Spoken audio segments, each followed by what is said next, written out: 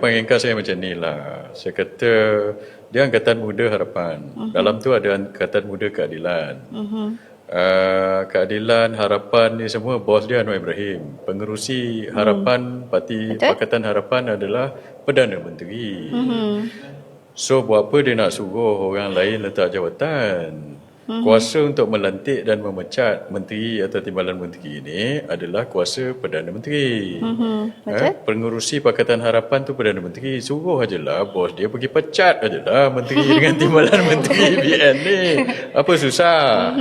So sebab tu saya nak cakap pada AMH ni, cakap pada ini. In fact dalam AMH ni, bawah tu ada AMK. Tak salah saya Angkatan Muda Keadilan ni, dia punya ketua pemuda dia Kamil Munim. Kamil Munim ni adalah setiausaha politik Anwar Ibrahim. Betul. So pergilah WhatsApp Anwar Ibrahim kan, pada saya lah kan. WhatsApp bos dia Datuk Seri Anwar Ibrahim. Cakap je lah, pecat je lah. Orang UMNO, menteri-menteri, timbalan menteri ni apa susah? Buat apa pula nak suruh orang tu letak jawatan, sebab itu jalan jauh.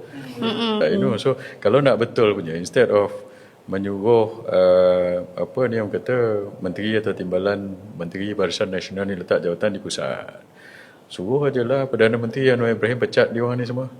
Kalau betul-betul dia berani dan serius. Kalau dia sembang betul, pergi cakap pada bos dia, pengerusi Pakatan Harapan Anwar Ibrahim sebagai Perdana Menteri, pecat.